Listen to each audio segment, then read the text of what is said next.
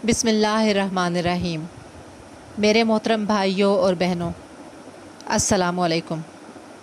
وظائف اور اسلامی معلومات کے چینل میں خوش آمدید۔ قرآن کلاسز کے سلسلے میں یہ ہمارا دوسرا لیکچر ہے۔ پہلی کلاس کو آپ نے پسند کیا اور فائدہ اٹھایا، اس کے لیے اللہ تعالیٰ کا جتنا شکر ادا کیا جائے کم ہے۔ ہم جانتے ہیں کہ دور حاضر فتنوں کا دور ہے۔ اب جنگیں میدان جنگ میں نہیں لڑی جاتی، بلکہ لوگوں کے ذہنوں میں گھس کر لڑی جاتی ہیں۔ قوموں کو خریدا جاتا ہے، نسلوں کو غلام بنایا جاتا ہے۔ شیطان نے وقت کے ساتھ ساتھ بہت ترقی کر لی ہے اور ایسے ایسے ہتھ کنڈے تیار کر لیے ہیں جن سے بچنا بہت مشکل ہے۔ گمراہی سے بچنے کا ایک ہی راستہ ہے کہ ہم اللہ کی رسی کو مضبوطی سے تھام لیں، کیونکہ اللہ کا در پکڑنے والا کبھی ناکام نہیں ہوتا، کبھی نامراد نہیں رہتا، کبھی تنہا، کبھی بے آسرا نہیں ہوتا۔ آگے بڑھنے سے پہلے چینل کو سبسکرائب کر کے بیل کے بٹن کو دبا دیں تاکہ اس سلسلے میں اپلوڈ کی جانے والی ساری ویڈیوز آپ کو ملتی رہیں۔ ویڈیو کو لائک اور شیئر کرنے کے ساتھ ساتھ کمنٹ ضرور کیجیے گا تاکہ آپ کی موجودگی کا ہمیں احساس ہوتا رہے۔ آج ہم سورۃ فلق اور سورۃ ناس کے شان نزول کے بارے میں جانیں گے، یعنی وہ کون سے حالات تھے جن میں یہ دونوں صورتیں نازل ہوئیں۔ اس سے آپ کو ان دونوں صورتوں کو سمجھنے میں مدد ملے گی۔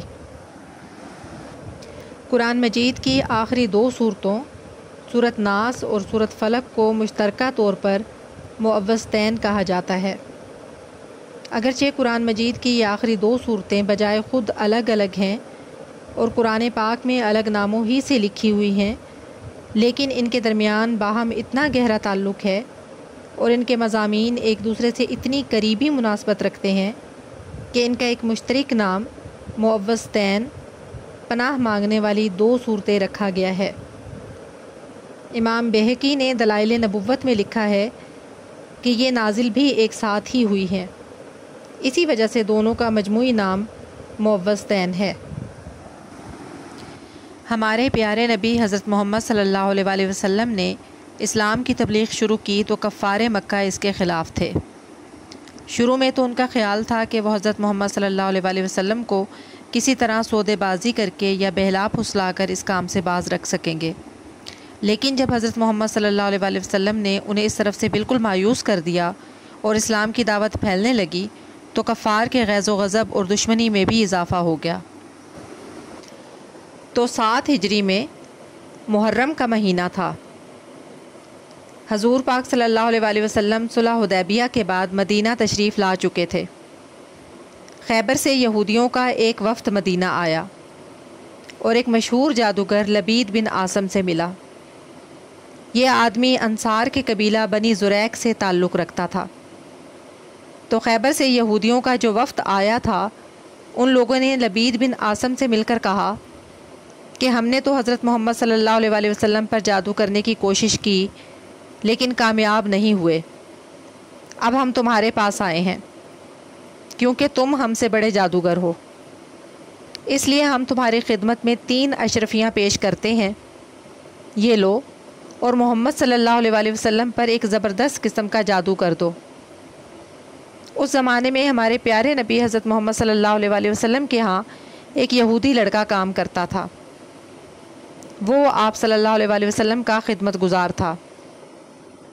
اس سے ساز باز کر کے ان لوگوں نے حضور پاک صلی اللہ علیہ وآلہ وسلم کی کنگھی کا ایک ٹکڑا حاصل کر لیا جس میں ہمارے پیارے نبی حضرت محمد صلی اللہ علیہ وآلہ وسلم کے منہ مبارک، یعنی آپ صلی اللہ علیہ وآلہ وسلم کے مبارک بال تھے۔ انہی بالوں اور کنگھی کے دندانوں پر جادو کیا گیا۔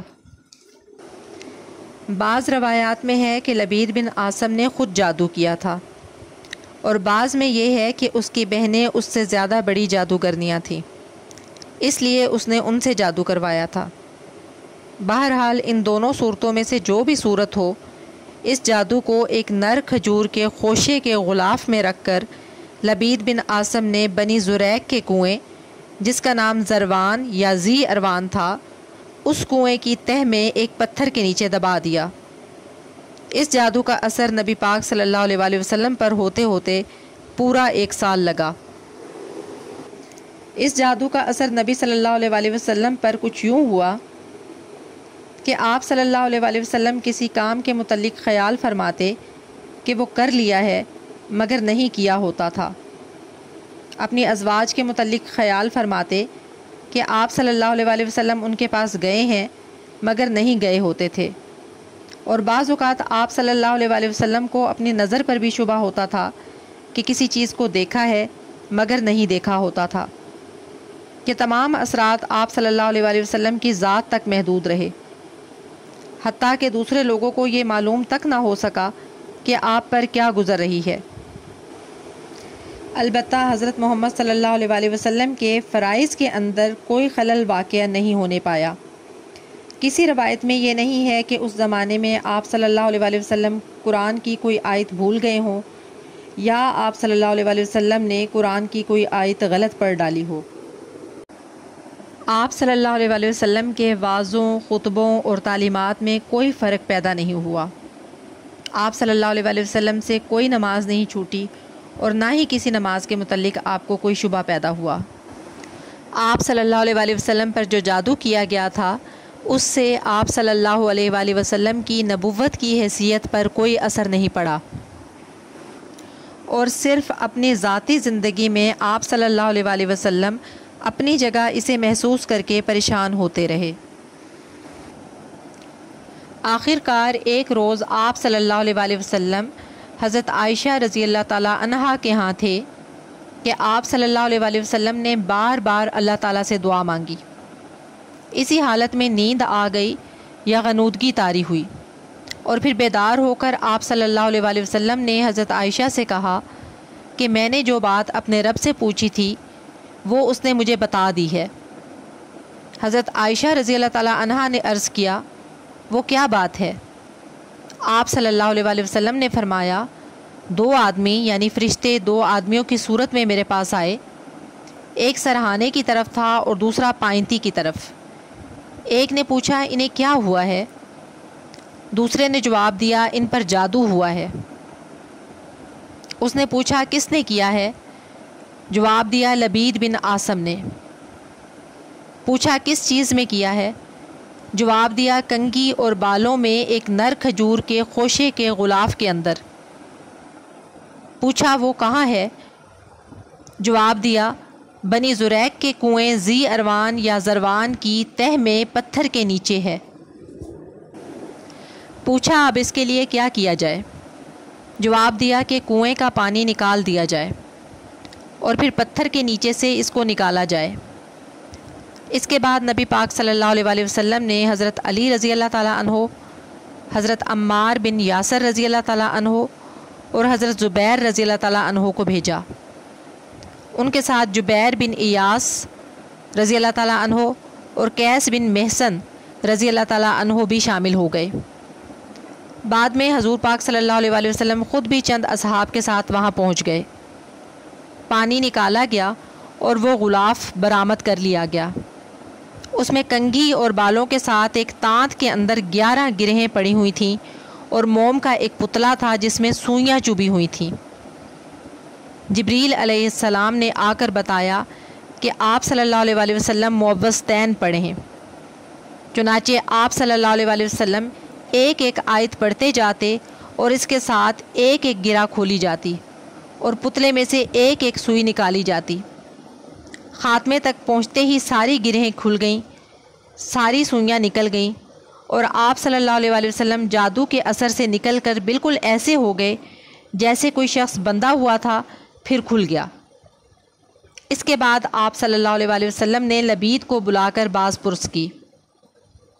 اس نے اپنے قصور کا اعتراف کر لیا، لیکن آپ صلی اللہ علیہ وآلہ وسلم نے اس کو چھوڑ دیا، کیونکہ اپنی ذات کے لیے آپ صلی اللہ علیہ وآلہ وسلم نے کبھی کسی سے انتقام نہیں لیا تھا۔ یہی نہیں بلکہ آپ صلی اللہ علیہ وآلہ وسلم نے اس معاملے کا چرچا کرنے سے بھی یہ کہہ کر انکار کر دیا کہ مجھے اللہ تعالیٰ نے شفا دے دی ہے، اب میں نہیں چاہتا کہ کسی کے خلاف لوگوں کو بھڑکاؤں۔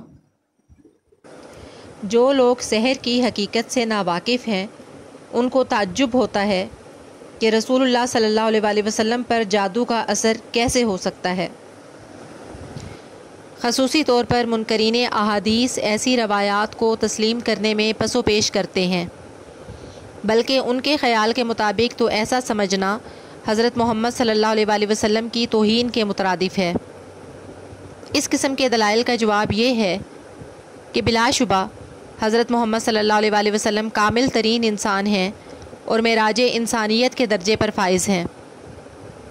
آپ صلی اللہ علیہ وآلہ وسلم کی عظمت کے مراتب بلا شبہ ہمارے تصور سے بھی ماوراء ہیں، لیکن اس کے باوجود یہ بھی ایک حقیقت ہے کہ عام بشری کیفیات آپ صلی اللہ علیہ وآلہ وسلم کی ذات پر اثر انداز ہوتی تھیں۔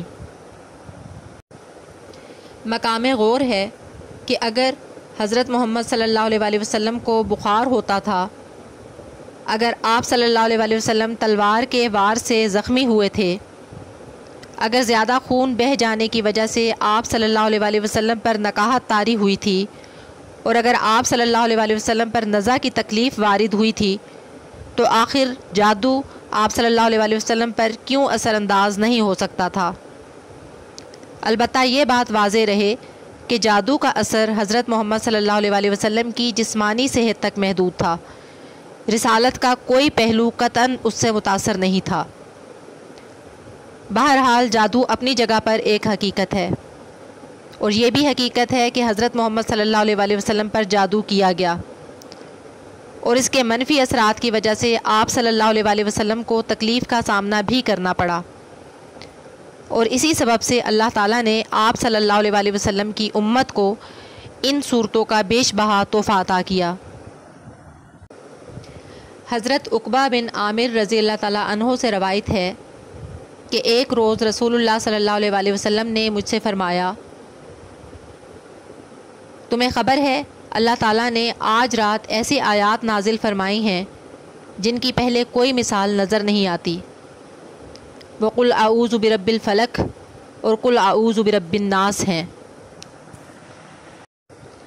سورۃ فلق میں ان چیزوں یا ان شرور سے پناہ طلب کرنے کا حکم دیا گیا ہے جو انسان پر باہر سے حملہ آور ہوتی ہیں، جبکہ سورہ ناس میں اندرونی طور پر اثر انداز ہونے والے شرور کا ذکر ہے۔ بہرحال ہمیں چاہیے کہ ان تمام شرور کے اثرات سے بچنے کے لیے ہم ان صورتوں کے ذریعے ہمیشہ اللہ تعالیٰ کی پناہ طلب کرتے رہیں۔ چینل کو سبسکرائب کر کے بیل کے بٹن کو دبا دیں تاکہ اس سلسلے کے سارے لیکچرز آپ کو ملتے رہیں۔ ویڈیو کو لائک اور شیئر کرنے کے ساتھ ساتھ کمنٹ کر کے ضرور بتائیے گا کہ آج کا لیکچر آپ کو کیسا لگا۔ ہم آپ کی طرف سے رائے اور تجاویز کو ہمیشہ خوش آمدید کہتے ہیں۔ جو لوگ پہلا لیکچر نہیں سن سکے ان کے لیے پہلے لیکچر کا لنک ڈسکرپشن میں دے دیا گیا ہے۔ اللہ تعالی ہم سب کو قرآن پاک کو پڑھنے، سمجھنے اور اس پر عمل کرنے کی توفیق عطا فرمائے۔ آمین۔ فی امان اللہ۔